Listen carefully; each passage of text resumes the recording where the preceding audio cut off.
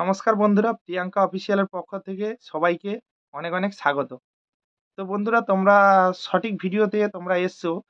তো তোমরা যে ভিডিওর থাম্বনেল দেখে ঢুকেছো, তো সঠিক ভিডিও থাম্বনেল দেখে ঢুকেছো। তো তোমাদেরকে এই ভিউজ বাড়ানো বা ভিউজ কেন আসছে না এর কিছু ট্রিক্স বলবো। তো বন্ধুরা, তোমরা ভিডিওটা সম্পূর্ণ ওয়াচ করো, তো তোমরা বুঝতে পারবে। তো আমি এই ধরনের ভিডিও কোনো সময় বানাই না। তো আমার নিজস্ব অভিজ্ঞতা দিয়ে আমি এই ভিডিওটা বানাচ্ছি।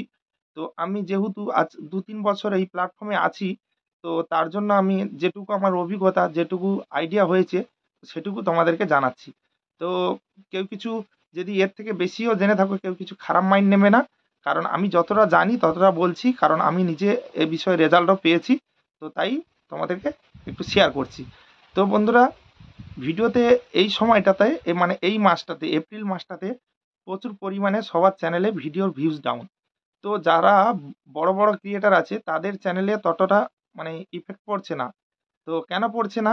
তো যাদের চ্যানেলে lakh lakh million million views, তারা তো বুঝতেই পারবে না, কারণ তাদের চ্যানেলে ভিডিওর ভিউজটা অনেক পরিমাণ। কিন্তু যাদের কাদের গায়ে লাগছে, যাদের নতুন চ্যানেল, যারা একদম নতুন চ্যানেল ক্রিয়েট করেছে, এইমাত্র চ্যানেলের শুরুতে ভিডিও সবে ছাড়ছে ১ মাস, কেউ ২ মাস। তো তাদের পক্ষে অনেকটা কষ্টকর ব্যাপার। কারণ আগে যাই হোক ২-৩ হাজার, ৫ হাজার, ১০ হাজার, ২০ হাজার এরকম ভিউ আসতো।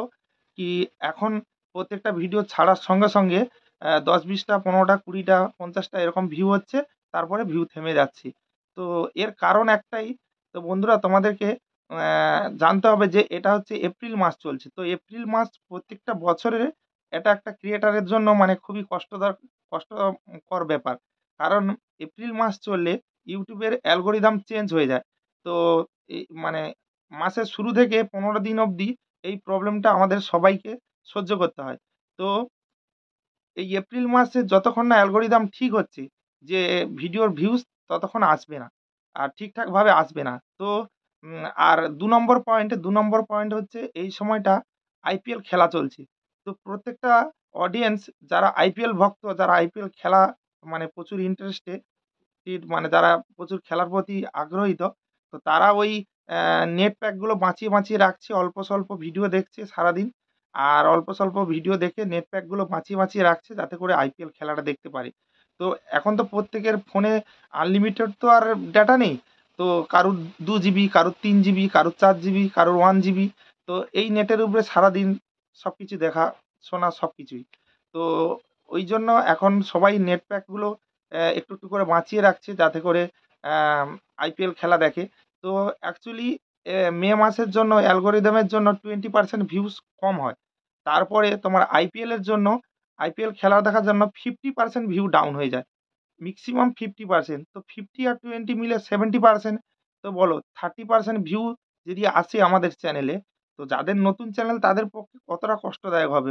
যাদের ২০-৫০টা, ১০০টা, ২০০টা করে বড় ভিডিও ভিউজ আসে, তো তাদের ক্ষেত্রে কি অসুবিধাটা হবে? তাদের তো একদমই মানে ভিউজই আসবে না। তো এরকম কোনো চিন্তা করার কোনো কারণ নেই।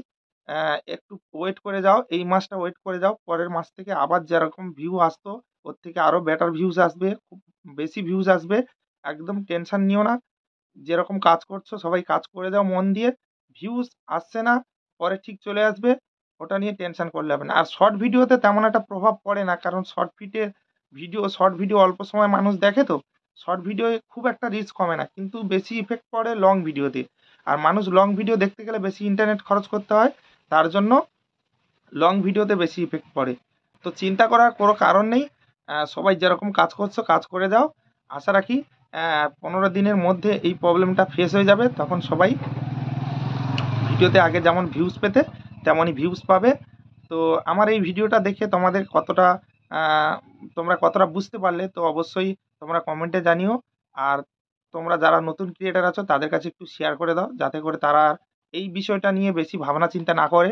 তো ভিডিওর কোনো ভিউজ বাড়ানোর কোনো ট্রিক্সই নেই। তোমরা ভালোভাবে ভিডিও, ভালো কনটেন্ট তোমরা যদি ক্রিয়েট করতে পারো, তো এমনি করে ভিডিও ভিউজ আসবে। এখন বর্তমান সময়ে এত কম্পিটিশন, এত মানুষ ইউটিউব করছে, এত কম্পিটিশন বেড়ে গেছে। এখন মানে কি বলবো? মানে উম বাজারে, যেকোনো বাজারে মানে কাস্টমারের থেকে দোকানদার বেশি হয়ে গেছে। এরকম একটা সিস্টেম হয়ে গেছে। তো কম্পিটিশনের বাজারে বুঝতেই পারছো যে ভিডিওর দম না থাকলে এগোনো যাবে না। তো সেইভাবে তোমরা কাজ করে যাও। ভিডিওর একটু দম রাখো, ভালো ক্যামেরার কোয়ালিটি রাখো, একটু ভালো, ভালো লোকেশনে গিয়ে ভিডিও বানাও, একটু ভালো, ভালো কনটেন্ট বানাও। তো দেখবে অটোমেটিক ভিউজ চলে আসবে। আর একটু ধৈর্য ধরে কাজ করে যেতে হবে, ছেড়ে দিলে হবে না। তো যারা অধৈর্য হয়ে ছেড়ে দিচ্ছ তারা তো জীবনে সাকসেস পাবে না। ধরে থাকলে একদিন সাকসেস পাবেই পাবে। তো চলো বন্ধুরা, আমার এই ভিডিওটা কেমন লাগলো অবশ্যই লাইক, কমেন্ট, শেয়ার করে জানিও। আর দেখা হচ্ছে অন্য কোনো ভিডিওতে। ততক্ষণের জন্য সবাই ভালো থেকো, সুস্থ থেকো। Tata, bye bye.